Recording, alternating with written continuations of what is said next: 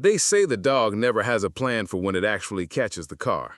As I've mentioned before, some wild hiccups that ended with me in the ER back in December and the subsequent fallout wound up setting fire to my PTO at the full-time gig cleared through April, setting things right.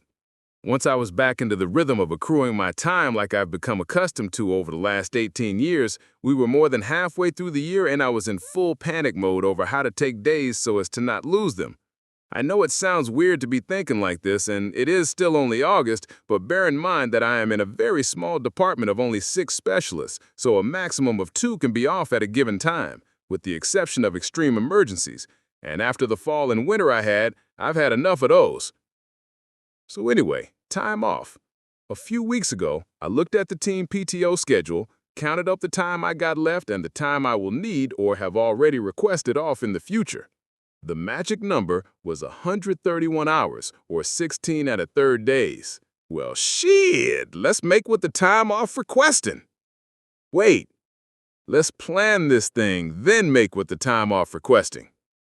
I found a window where I could string together 11 consecutive working days off while only using 8 of my paid days. Don't ask, I ain't explaining, and pounced on them by staking my claim on the team calendar while not actually requesting them from my manager yet.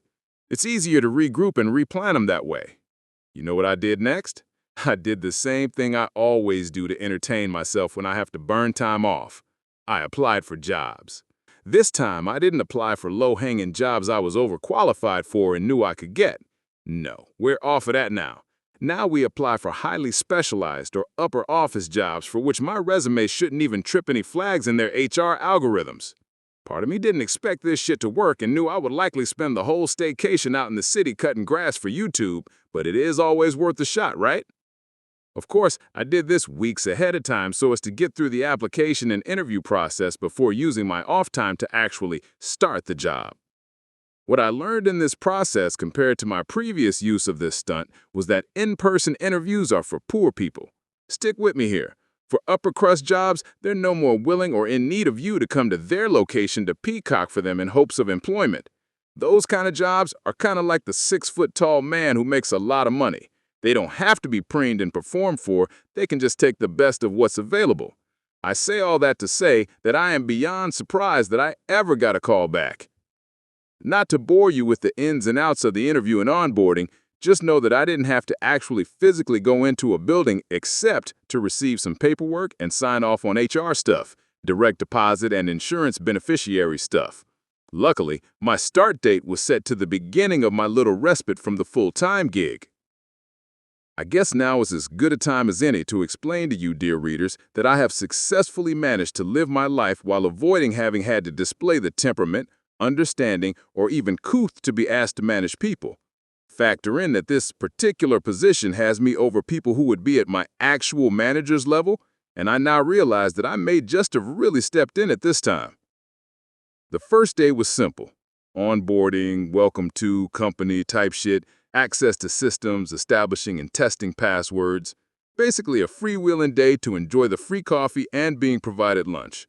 I was assigned a company-provided phone number and told my phone should be to me in a day or 3.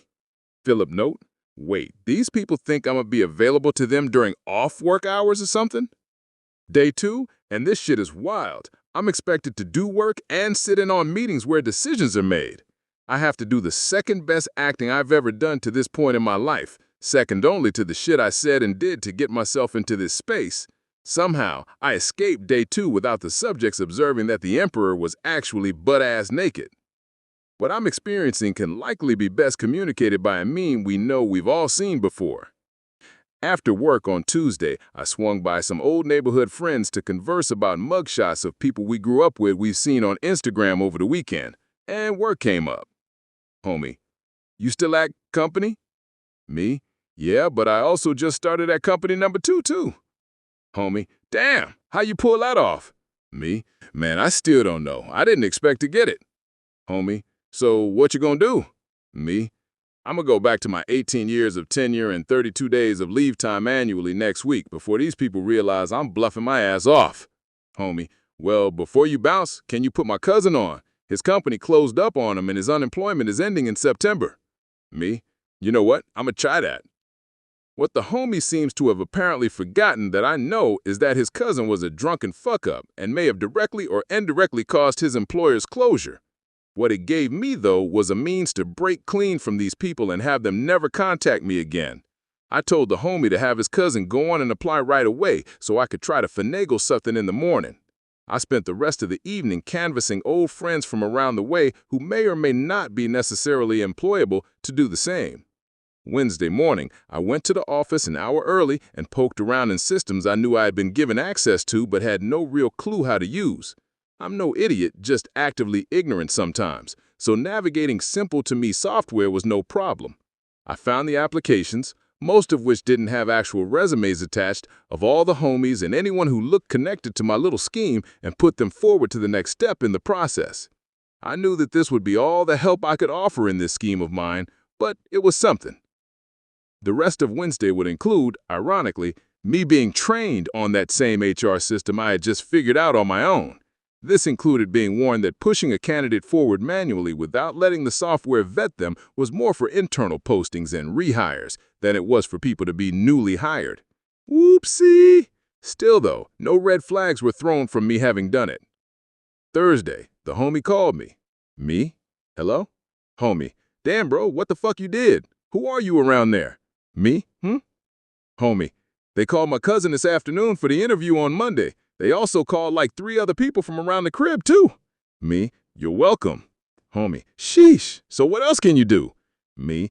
That's probably gonna be the end of it, honestly. Homie. Why? Me. 'Cause I'm going back to my real job on Monday.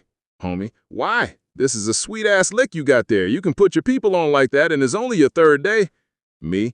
This job barely makes more than I make after 18 years of seniority on my current, plus the time off package is not as good.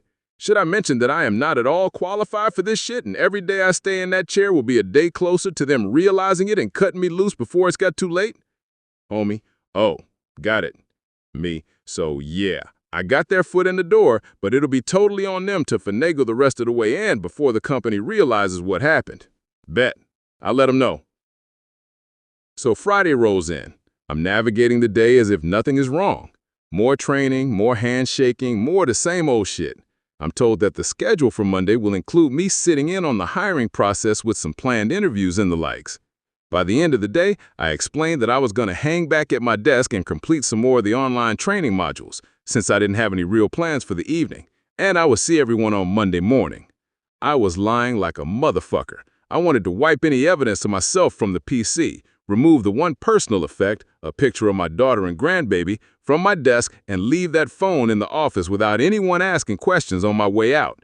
I had completed all of this within 15 minutes of me being the last one in the office, and I left without notice or resignation.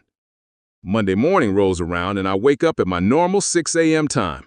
I walk around the block to stretch my legs and get some fresh air in my lungs. Then I make the coffee and clock in at work promptly at 7:27 and get to work. The team is great about covering tasks when one of the members are away for any period of time, be it 3 hours or 2 months, so it was literally nothing for me to settle right back into my groove. 9 a.m. rolls around and my phone rings. I ignore it. 9:15 it rings again. I ignore it. 9:37, guess what? Why aren't they leaving voicemails? 9:52, you know what? Fuck this. On Friday, I received a piece of mail explaining that after 3 days of no call and no show, my employment was considered separated, with an explanation that I would not be eligible for rehire at any point, and a check for the week I had worked. Philip note, LOL. All's well that ends well, though. Of the 4 people whose applications I had snagged and pushed through to the next steps, 3 were placed forward for hire. Luckily for them, removal of my name from the HR systems also removed my connection to their situation. In fact, only the one who mentioned my damn name was not offered a job. Suffice to say, my name is poisonous in that building now, but at least I was able to make use of my ill-gotten access for the greater good of my folks. So yeah, while perhaps the dog doesn't have a plan for when it actually catches the car, sometimes it will work out anyway.